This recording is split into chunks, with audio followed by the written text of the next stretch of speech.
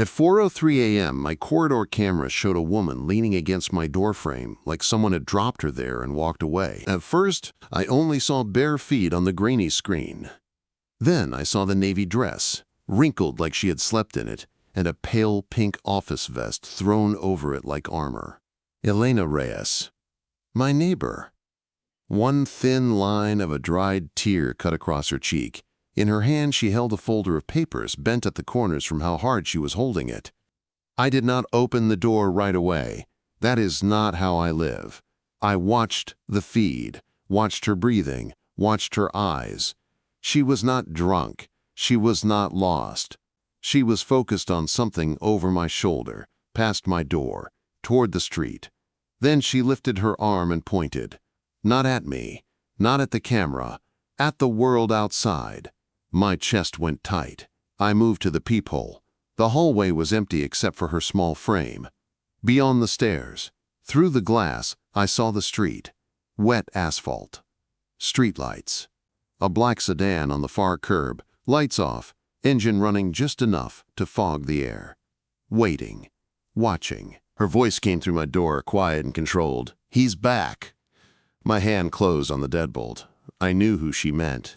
Julian Vance? I asked through the wood. She swallowed. Her eyes did not blink. Yes. I opened the door. The hallway light hit her face and made the dark circles under her eyes stand out. She did not rush in. She did not throw herself at me. She stepped over the threshold like the room might have traps in it. Her gaze went to my corners, my ceiling, my smoke detector. She was not being dramatic. She was checking for cameras, for mics, for threats. I was already pulling my phone from my pocket, already opening a secure note with a checklist I never talk about. Shoes, bag, keys, signal kill. The habits of a man who has seen bad things repeat. Elena watched my hands like she was watching surgery. You knew this would happen, she said. I planned for it, I said.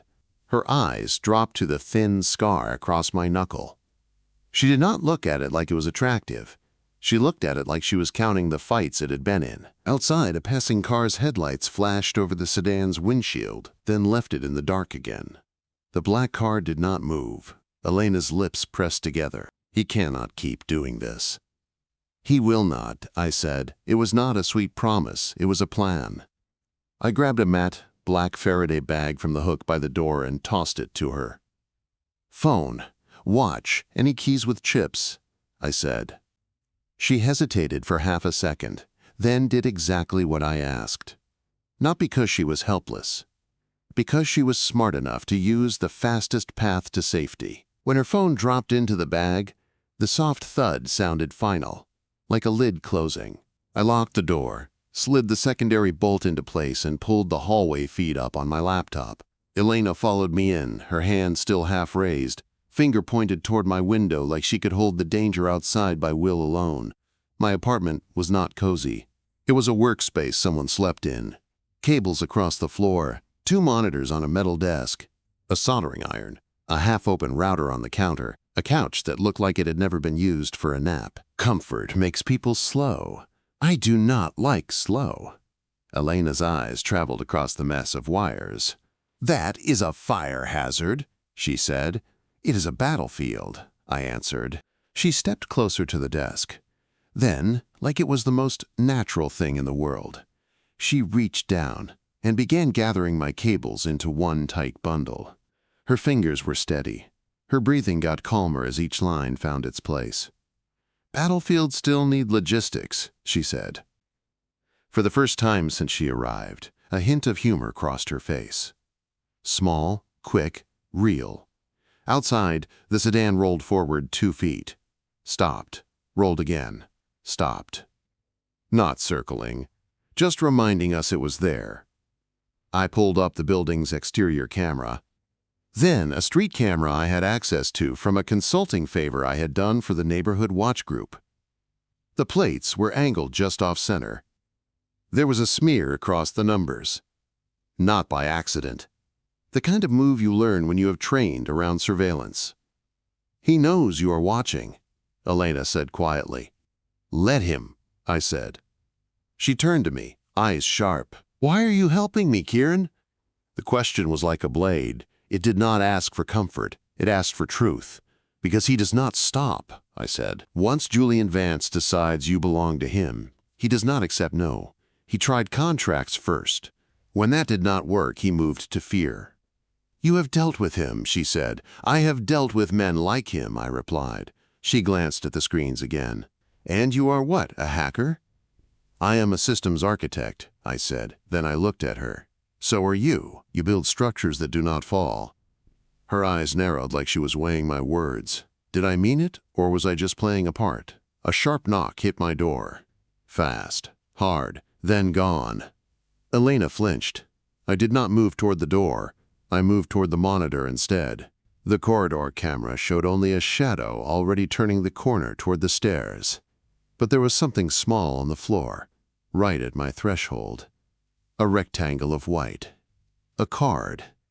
Elena stared at it on the screen like it was a live snake. I opened the door 2 inches with the chain still set, used a pen to snag the card and pulled it in.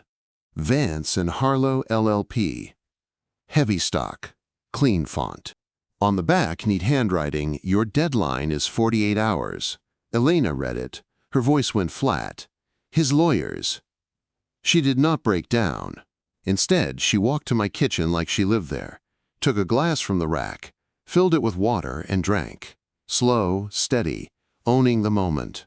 When she turned back, I was watching her, not with hunger, with respect. What did he say before this? I asked. He did not offer, she said. He demanded. She opened her small clutch and pulled out a folded letter. No flowers on the paper, no soft words, just heavy legal print and an official seal. They say my latest project is compromised, she said, that I broke an integrity clause. If I do not cooperate, they can freeze my accounts and pull my license. I took the letter and read fast. My eyes caught the worst line at once. A private hearing, bound by a silence agreement, all controlled by a board he had influence over. A cage built from paper. You can fight it, I said. I tried, she answered. My lawyer says Julian will drag it out until I am broke. And he knows something else. She pulled out a second thing from her clutch, a photo on glossy paper, not scandal level, not explicit. Just Elena leaving a building at night, her face turned away, a shadow behind her. The message was clear. I see you. I can reach you. Something in my chest heated. My jaw tightened. I walked to the sink, turned on the cold water, and ran it over my hands until the skin went numb. It is how I cool down without breaking things. Elena watched me. She did not ask why. When I turned back, my voice was steady again. Okay, I said. We do this clean. Her eyes went back to the window, to the street, to the waiting car. Can we just leave? She asked. Can we run? Not tonight, I said. If we run, he chases. If we call the police now, he calls it a contract fight and turns it into a paperwork war. If we speak up without proof, he paints you as unstable. We do it clean, or we do not win. Her throat moved as she swallowed. So what do we do? Quote, I pulled a small mirrored compact from a drawer and set it by the window at an angle so it could catch the street reflection. We see him before he sees us, I said. On my screen, systems began to shift. I looped the corridor camera so if someone came back, they would see a fake empty hall for long enough that I could see them first. Elena watched the feeds change. Fear in her face started to give way to focus. You have done this before, she said. I have had to, I replied. A soft ping hit my phone. Marcus, you awake? Your building feed just spiked. I did not answer with words. I took a picture of the business card and sent it. 3 dots appeared at once. Then his reply flashed. Vance is escalating. Do not go solo. I am 10 minutes out. Elena saw the name on my screen. Marcus? She asked. Friend, I said. He acts like he does not care. He cares too much. She let out a small breath. Lucky you. I dropped my phone into the Faraday bag, sealing us off from any more surprise messages. Then I looked at her, really looked at her, Navy dress, pink vest, dried tear, steady hands. My neighbor, who had come to my door in the middle of the night and said he is back. "You are not alone," I said. For the first time since she knocked, her shoulders lowered by a tiny degree. The sedan outside kept idling in the dark. Marcus was on his way. And our night was just getting started. The second knock on my door did not sound like fear. It sounded like backup. I checked the corridor feed again.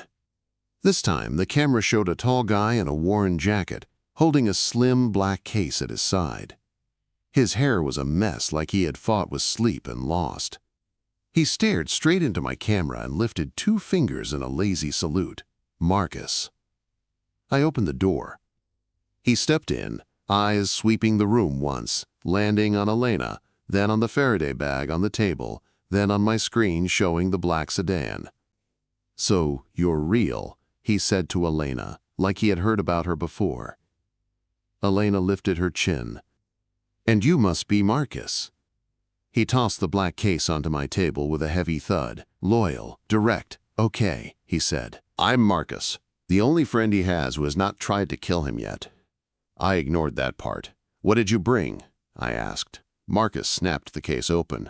Inside were tools that did not look like much unless you knew what they were. A compact network bridge, 2 tiny cameras, a small directional mic, a hard drive the size of a deck of cards. "This is a clean drive with its own shell," Marcus said. "Air-gapped. If Vance or one of his pets sniffs it, they get nothing." Elena's eyes locked on the drive like it was her chance at air. "And before you ask," Marcus added, "yes, I will say it out loud, this guy is obsessive." He jerked a thumb at me. Elena's eyebrows went up. "Obsessive?" Marcus nodded. "He acts like he is calm. He lives like the world ends every morning. He does not know how to leave a wire loose." My jaw tightened. Marcus leaned closer and lowered his voice.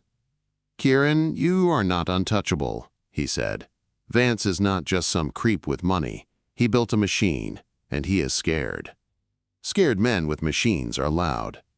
"I know," I said. "No," Marcus said. "You know it in theory. I checked his private security payroll on the way over. He is paying off-duty cops under fake consulting contracts. He has eyes that will not show up on your pretty neighborhood feeds." Elena went a shade paler, but she did not step back. She stepped closer. "How do we stop him?" she asked. Marcus looked at her for a long second, then at me. Finally, he sighed. "You stop him by making him afraid of prison," he said. Not bad press, not a slap. Concrete and metal. My mind clicked into place around that word. Prison. We did not just need to push him back. We needed evidence that would hold when he ran out of tricks. Elena looked at me. "What do you need from me?" she asked. I opened my laptop again and started pulling public records. Vance's shell companies. His foundation. His contracts with her firm. Arbitration board members connected to his donations. It was all there if you knew where to look. Elena watched the screen for a moment, then leaned forward. "I can get you internal logs," she said. "The ones his lawyers keep waving around like a weapon." Quote, "You have that kind of access?" I asked. "Not from home," she said, "but my assistant does, Sarah." I raised a brow. "Can you trust her?" Elena nodded once. "Sure. She hates Julian," she said. "He tried to mentor her. She saw his smile up close. She knows what it costs." "Then call her," I said. Elena reached toward the Faraday bag, then stopped and looked at me. "Is it safe to pull my phone out?" Quote, "Not on your carrier," I said. "We use a clean line." I walked to a closet and pulled out a small box. Inside was a sealed burner phone. New, SIM. No history. No ties to me, or her, or anyone else. "You keep those?" Elena asked. "I keep options," I said, and handed it to her. She dialed. Sarah picked up on the second ring. I could not hear the words at first, only the tone, sharp, worried, loyal. "I'm safe," Elena said. "I need something from you." Silence. Then Sarah's voice came through the small speaker, strong and clear. "Tell me." "I need the access logs from the integrity clause audit," Elena said. "The exact ones Julian's lawyers used. Everything with my name on it." Quote. Sarah did not whine. She did not tell Elena she was crazy. She just moved straight to the point. "I can do that," she said, "but he is watching the floor. There is a new security guard, not building security, his security." My jaw tightened. Elena met my eyes. Sarah kept talking. "There is also a courier list for tonight." "A gala. Julian's gala." Elena's face hardened. "He wants me there," she said. "He wants to corner you in front of people so you cannot scream," Sarah replied. Elena's grip tightened on the phone. Then her voice turned firm. "Sarah, listen to me. Do not get caught. If he flags you, you walk out. You hear me?" Then, softer. "I am not worth your life."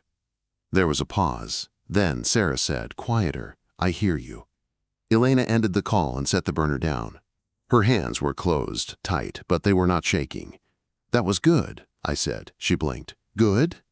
"You gave her a choice," I said. "You did not drag her into your fire. You told her where the exit is." Her throat worked once, then she nodded. Something in her shoulders relaxed just a little. Time passed in a strange, slow rush. The sedan stayed parked under the dark streetlight. My screen showed it from 2 angles. Marcus checked his tablet, running silent checks on local channels. Elena sat on my couch in one of my hoodies now, the sleeves too long, the navy dress still visible under it. She looked like someone who refused to be turned into a victim, even when the world tried. I set a bowl of instant oatmeal in front of her. Not candlelight, not fancy, real. She stared at it. "That is breakfast," she said. "It is fuel," I answered. "We need your brain sharp." She took a bite, then another. Her shoulders lowered a fraction with each spoonful. I moved to my desk and started setting up a sandbox system. Clean virtual space. No direct line to my networks. A place where we could open corrupt files without letting them bite. Elena came over after she finished eating. She slid into my chair before I could sit. "Show me the boundaries," she said. I gave her a quick outline. She listened like an engineer, not a passenger. Then she started typing, fingers fast and sure. "You are writing a security layer," I said. "I am tired of being told to wait while men fix my life," she said. "If we are going to war, I want a hand on the shield." Her code was not fancy. It was clean. She built a small script that scrambled camera ping times and created a ghost pattern to confuse anyone watching passively. It would not stop a full attack, but it would make it harder for Vance's watchers to read our timing. Marcus watched from the couch, one ankle on his knee, eyes half closed, but not asleep. "She is scarier than you," he said. Elena glanced at him. "I heard that." "Good," Marcus said. "Fear is honest."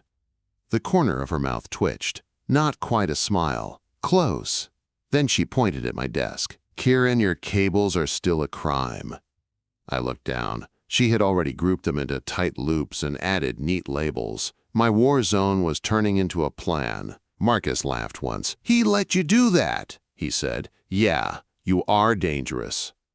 The warmth that moved through my chest was strange, not just adrenaline. Something steadier. Stability. It made my shoulders drop without my permission. Marcus saw it. His eyes narrowed, softer now. "See?" he said quietly. "You are changing." I pretended I did not hear him. At 3:18 p.m., the burner phone buzzed. A text. From Sarah. No words. Just a location pin and a locker number at a coffee shop across town. We went together. Marcus drove. Elena sat in the back seat, eyes on the mirrors, tracking every car behind us. She was not scared. She was awake. At the coffee shop, we walked in like 3 people meeting for a boring meeting. In the back, under a metal shelf, taped to the underside, we found a plain envelope. Inside were printed screenshots and a small USB stick wrapped in foil. "Sarah did all this," Elena said. "She did it smart," Marcus said. She also left her work badge on her desk and clocked out early. If Vance checks, her story is clean. Back at my apartment, I plugged the USB into the sandbox. The logs opened on the screen, access records, edit trails. Fake violations that did not match Elena's actual work.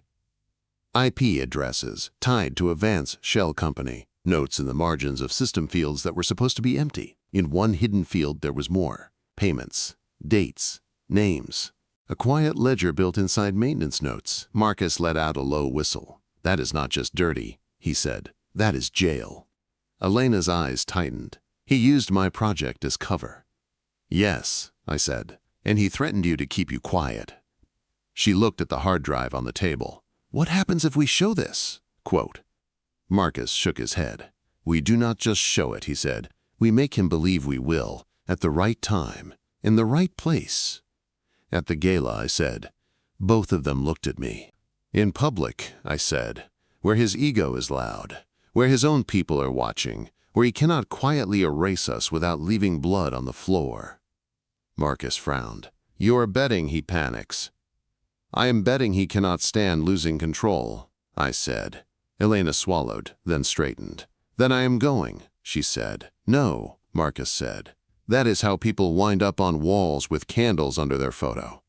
Elena's eyes turned sharp. "I will not hide," she said. "I will not let you gamble with my life while I sit in a corner. If we end this, I am there." Marcus looked at me, clearly waiting for me to say no. I did not. Because the only way this worked was if Elena stayed a person with her own voice, not just a case I carried. "We do it," I said, "but we do it with rules." Elena nodded. "Rules," she said. "Faraday for everything," I said. "Mirror checks at every reflective surface. Camera loops on our route. And you never, ever get isolated." Her eyes softened just a little. "And if he tries?" she asked. My voice dropped. "Then he learns what it costs to corner you." The sedan was still waiting outside, but we were not waiting anymore. The gala felt wrong from the moment we stepped inside. Glass walls, soft music, rich people laughing at nothing. The Vance Conservatory looked like a museum for money. Tall plants, white stone, champagne in every hand. Under all of it, I could feel tension like a wire pulled too tight. Elena walked by my side in the same navy dress from the night she knocked on my door. Tonight it was pressed smooth. Her hair was pinned back in a clean line. The pale pink vest was gone. In its place was a sharp blazer that made her look like she was walking into court, not a party. She did not look like prey. She looked like bait who had chosen to be bait. Marcus walked a few steps behind us in a suit that fit him like it annoyed him. An earpiece sat just under his hair. He carried nothing in his hands, but I knew he had gear hidden under the jacket. His face said, relaxed. His eyes said, ready. I stayed near a mirrored column, close enough to reach Elena in 3 steps, far enough that no one would mistake me for her date. The compact mirror rested in my hand at an angle, catching reflections. Every time I lifted my glass, I got a quick slice of the room behind me. "Security count 8, Marcus murmured softly. His voice came through the bone mic behind my ear. 2 armed, one of them is a cop on Vance's private payroll. Sarah is by the bar. She has eyes on the main doors." I did not move my lips. I gave a small blink that meant I heard him. Then Julian Vance saw Elena. He crossed the room with the easy confidence of a man who had never faced real consequences. Dark suit, perfect tie, white teeth. His smile was the kind that had probably sold a lot of lies. "Elena," he said, like he was pleased she had obeyed him. "You came." Elena lifted her chin. "You invited me," she said. "I summoned you," he corrected in a low voice, "and you answered." I shifted closer, enough that my shoulder was in his line of sight. His eyes slid to me like I was trash on the sidewalk. "And this is your consultant," Vance said. "The little ghost in my systems." "You do not know what I am," I said. He smiled wider. "I know exactly what you think you are, a protector, a hero." I did not rise to it. "I am the man who read your logs," I said. Elena did not hide behind me. She stood beside me, heels even with my shoes, shoulder just brushing my arm. "I am here because you lied," she said.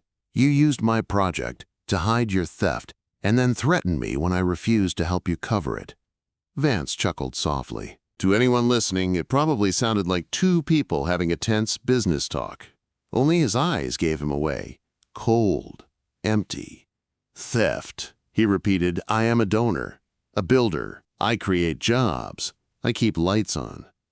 Marcus spoke in my ear. "All 8 security are watching this. You have their full attention. No pressure." I slipped my hand into my jacket and pulled out the small hard drive Marcus had set up, black tape wrapped around it. To anyone else, it looked like a cheap piece of metal. To Vance, it was a mirror he did not want to look into. His gaze dropped to it. His smile did not move, but his pupils tightened. "What is that?" he asked. "A decision," I said. Elena's hand slid around my arm, light but firm, like an anchor, not a grip. A signal. I am here. I am not backing down.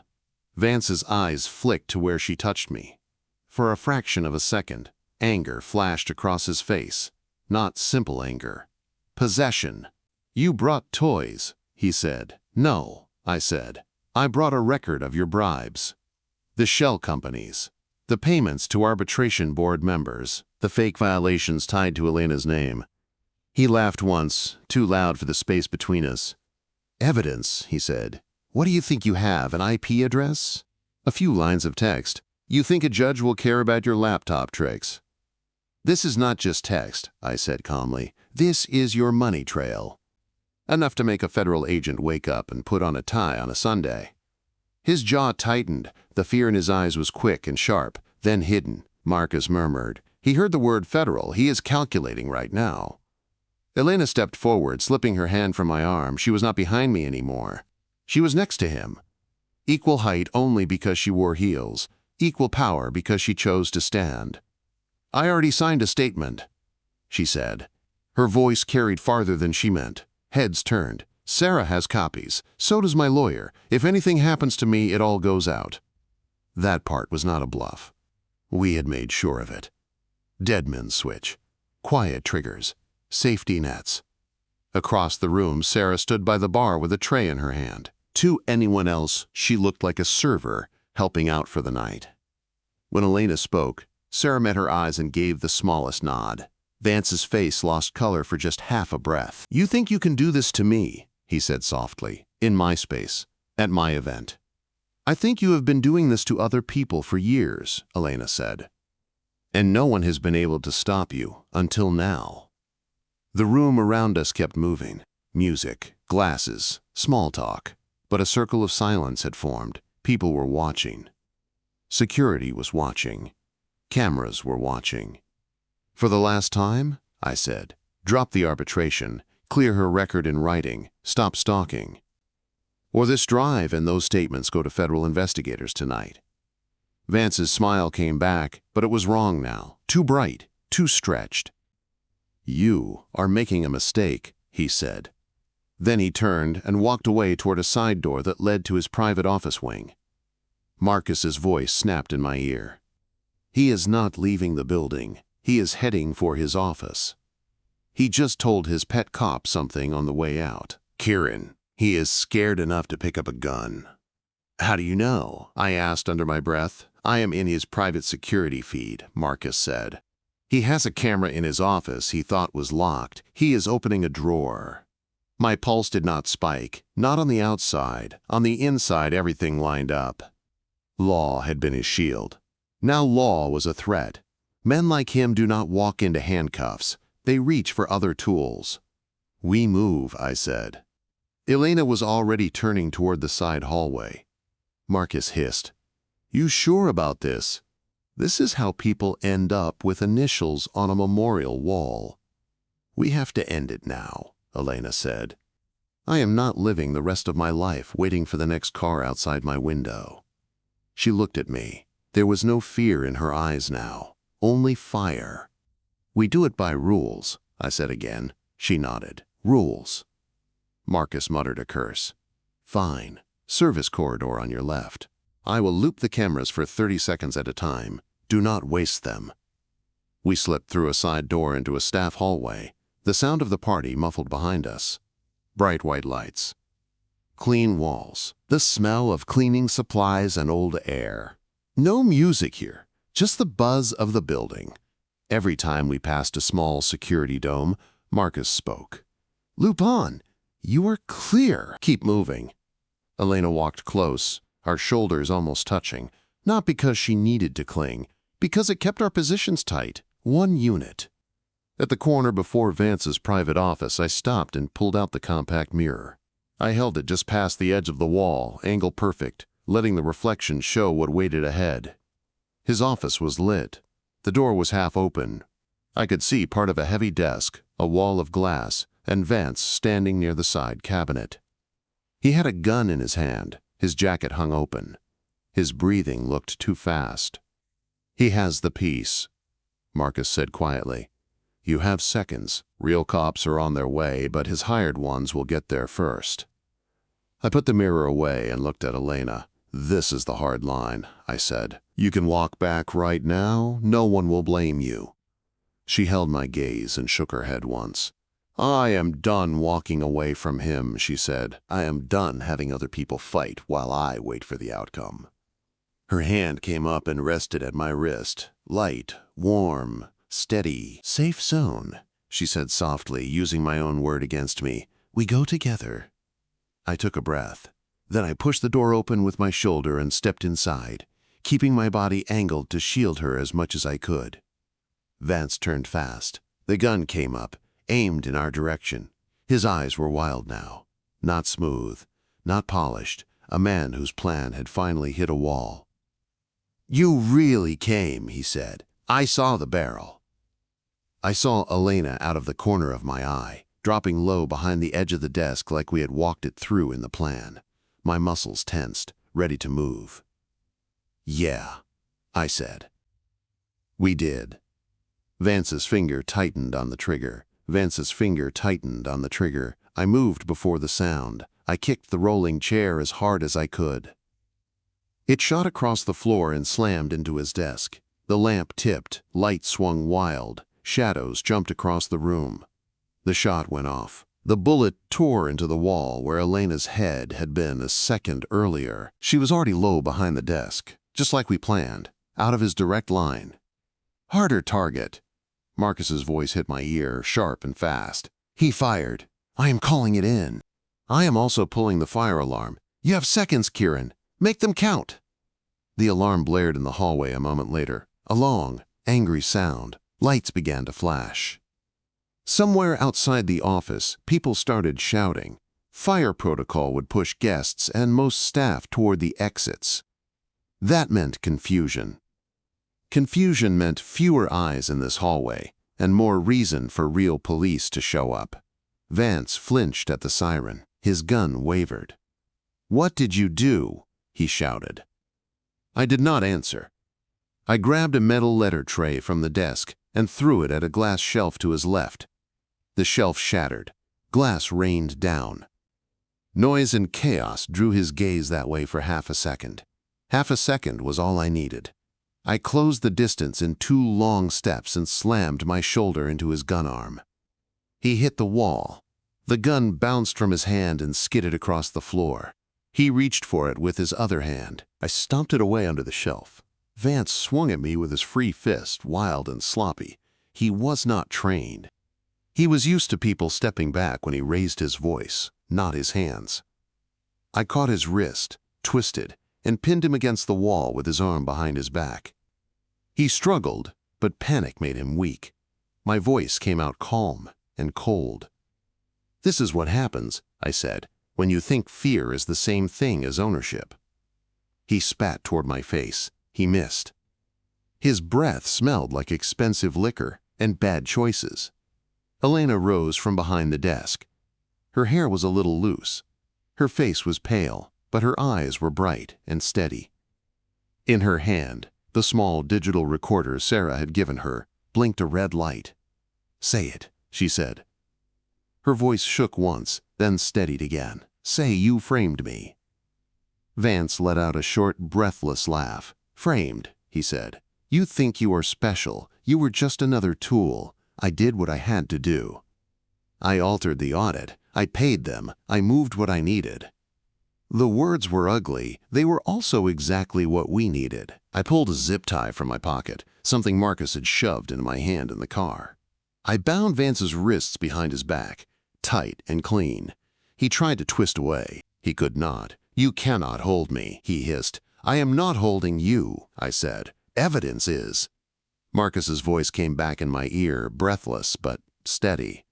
"Fire alarm cleared the main floor. Real cops are on their way. I called through a federal channel so his pet officers cannot bury it. Sarah is outside the ballroom. She is safe." Footsteps sounded in the hallway, shouts mixed with the alarm. Security was coming. Some were his. Some were building staff who just wanted to do their jobs and go home alive. Elena stepped closer to Vance. She held the recorder up so there was no doubt what she was doing. "You threatened my career. You scared my assistant. You sat outside my home and watched me," she said. "Now you get watched." Vance stared at her with pure hate. "You think this will stick," he said. "You think they will lock me up. I built this city." "You built a cage," Elena said quietly. "You forgot you were inside it too."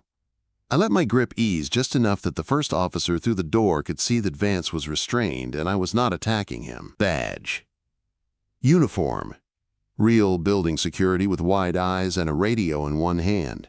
He took one look at the gun on the floor, then at Vance's wrists. "Hands where I can see them," the officer said, almost out of habit. Then he blinked and corrected himself. "Keep them where they are. Do not move." More security followed, then real police, then people in suits who moved like federal agents. It became a blur of commands and questions and evidence bags. We gave statements. We handed over the hard drive, the logs, the recorder. Elena spoke with clear words. Sarah joined us later in a quiet conference room, her hands wrapped around a paper cup of coffee, knuckles white. "You are not fired," Elena told her. "You are promoted when this is over." Sarah laughed once, a broken sound. "Let us survive the week first," she said.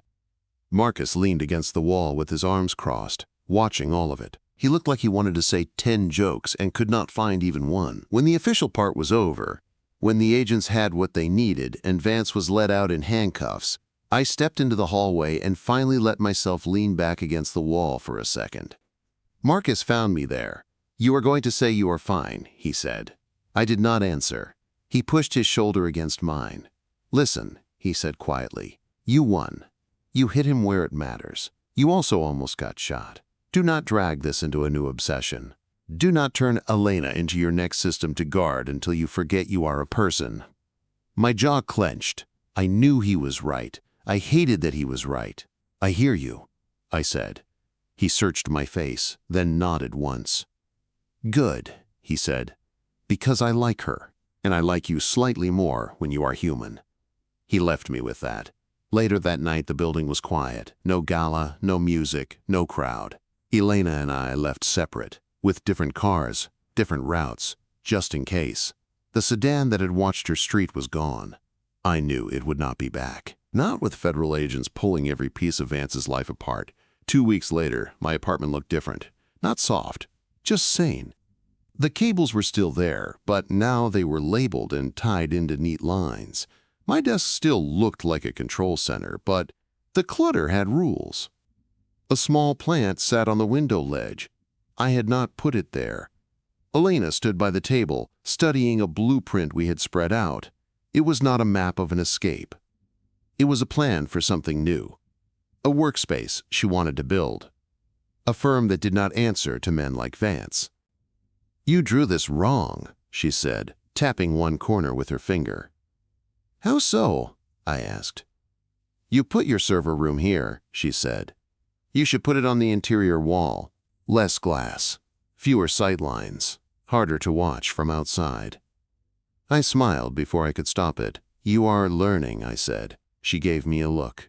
"I already knew," she said. "I just finally have someone who listens." She set the pen down and walked over to me. I was standing by the window, the city behind me, the memory of that black sedan still a faint echo in my mind.